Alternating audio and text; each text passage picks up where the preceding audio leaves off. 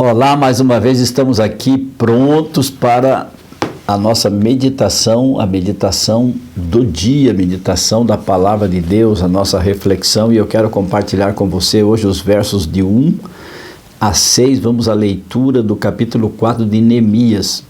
Tendo Sambalá ouvido que edificávamos o muro, ardeu em ira, e se indignou muito e escarneceu dos judeus.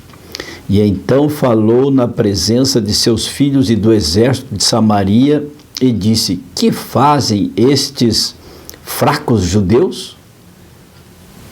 Permitir-se-lhe a isso? Sacrificarão? Darão cabo da obra num só dia? Renascerão acaso dos montões do pó e pedras que foram queimadas? Estava com ele Tobias o amonita e disse: ainda que edifiquem, vindo uma raposa derrubará o seu muro de pedra. Verso 4. Ouve, ó nosso Deus, diz Neemias, pois estamos sendo desprezados. Caia o seu opróbrio sobre a sua cabeça e faze que seja um despojo numa terra de cativeiro. Não lhes incubas a iniquidade, e não se risque diante de ti o seu pecado, pois te provocaram a ira na presença dos que edificam. E assim, verso 6, edificamos o muro, e todo o muro se fechou até a metade de sua altura, porque o povo tinha ânimo para trabalhar. Vamos contextualizar. Neemias 4, de 1 a 6, que eu li, Neemias, ele conseguiu diante do rei Artaxerxes, primeiro, era o filho de Xerxes, que ele voltasse a Jerusalém, porque eles estavam cativos, Neemias e os judeus e tantos outros, né? Neemias, ele era o copeiro do rei Artaxerxes, assim como Daniel foi para a Babilônia e tantos outros. Esther estava lá também, temos a história de Esther.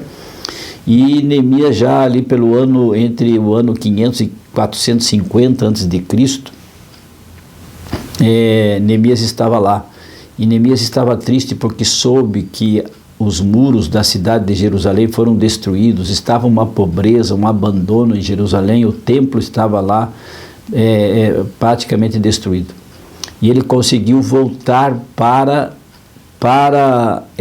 Jerusalém, numa viagem longa, com muita gente, com muito animal, com muita madeira, com ordens decretadas por Artaxerxes para que ninguém atrapalhasse a caravana de Neemias. Mas quando chegou lá e começou a reconstruir os muros de Jerusalém, apareceu este intruso, este camarada chamado Sambalá ou Sambalate, que organizou uma ofensiva de obstrução, de crítica, de menosprezo aos judeus que estavam ali trabalhando. Milhares de judeus estavam recuperando os muros de Jerusalém, e eles então começaram a zombar dos filhos de Deus. Eles eram de Samaria. Sambalate, ele era governador do povo de Israel de Samaria. Ele era descendente de uma filha de Ló. A filha de Ló. Ló teve com a filha dele, depois que Sodoma e Gomorra foi destruída, Ló teve com a filha dele um filho que se chamava exatamente Sambalá, lá de Moabe, das terras de Moabe, onde Ló habitou. Então veja como é a Bíblia, né? Essa urdidura dos acontecimentos, né? Este tecido social do povo hebreu, do povo judeu.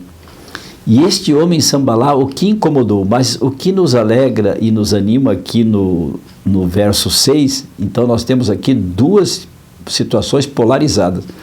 Primeiro, este Sambalá incomodou uma coisa que preste, a ponto de os judeus, Neemias, ter ordenado aos judeus que eles trabalhassem com uma ferramenta na mão para reconstruir os muros e na outra uma arma, uma espada, uma lança, uma arma que eles tinham da época para se defenderem desse camarada.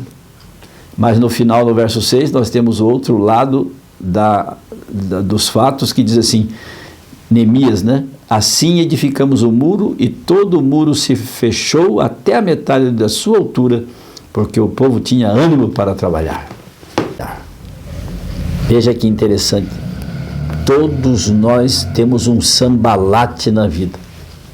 Todos nós temos um sambalá na vida para incomodar, para impertinar, para nos diminuir, para nos humilhar, para criar ocasião contra nós, para nos denunciar, sabe, para alguém, para alguns, ou seja, para a família ou no trabalho, para puxar o tapete. Sempre temos um sambalate. Este sambalate aqui, ele era inimigo do povo de Deus, ele foi lá só para incomodar, ele era lá do norte, Samaria ficava lá para cima, Jerusalém no sul, pois ele veio lá com os seus homens para tentar impedir a reconstrução dos muros de Jerusalém. Veja se não é o inimigo que está por trás de um elemento desta estirpe, né? Um elemento desta estirpe é o maligno que nos atrapalha. Nós temos muitos sambalates na vida, mas diz o verso 6 que Neemias orou e pediu a Deus que Deus os destruísse, que Deus os mandasse para longe dali, que Deus derramasse sobre eles os juízos de justiça e de verdade, para que eles então fossem impedidos de incomodar Neemias e os seus trabalhadores, os homens que vieram especificamente para reconstruir os muros de Jerusalém, levantar o templo para que voltasse, retomasse os sacrifícios do povo de Deus. Assim é, quando você e eu nos levantamos, nós logo aparecemos, nos tornamos importantes, porque a sociedade nos vê, a sociedade nos visualiza, a sociedade nos identifica, e basta você subir, basta você crescer, basta você aparecer, para que surjam os opositores, para que surjam aqueles que querem te derrubar, para que surjam aqueles que querem o teu mal. Mas Deus está com aqueles que estão com Ele, que oram, porque aqueles que honram a Deus, Deus os honrará, assim como honrou Neemias e o seu povo, Neemias e os seus servos. Que tal? Você também tem um sambalate na vida? Tem um sambalá para te incomodar, para te aporrear, para tentar te desfazer de você, te enfraquecer? Lembre-se que você tem um Deus no céu, como Neemias, que nos protege, que nos guia. Ajoelhemo-nos e oremos, e façamos como Jesus fez no deserto da tentação. Afasta-te de mim, Satanás. E seremos então vitoriosos, e os anjos nos socorrerão e nos ajudarão a vencer e nos darão a vitória. Que tal enfrentarmos a quarta-feira assim, longe dos sambalates, longe daqueles que querem o nosso mal, longe do inimigo, para que os anjos nos cubram com a sua glória, com o seu poder, e Jesus esteja em nossas vidas nos fortalecendo e nos animando. Tende bom ânimo, disse Jesus, eu venci o mundo. No mundo tereis aflições. Tende bom ânimo, disse Jesus, eu venci o mundo. Feche os seus olhos, incline a sua fronte se puder e oremos. Muitos sambalates, meu Deus, estão ao nosso redor. Tenha misericórdia de nós. As tentações são grandes, pessoas invejosas, de olho grande, revestidos de bem, mas no interior são como lobos, por fora são revestidos de cordeiros, mas por dentro são lobos maldosos, lobos sanguinários, lobos terríveis. Assim, Senhor Deus, nos acolhemos em sua proteção, nos acolhemos na rocha que é Jesus Cristo, nosso Salvador pessoal. Entregamos a nossa vida em tuas mãos, em nome e pelo poder de Jesus, para que o Senhor afaste de nós todo o mal. Assim oramos agradecidos, em nome e pelo poder de Jesus, rogando a presença do Espírito Santo, oramos. Amém.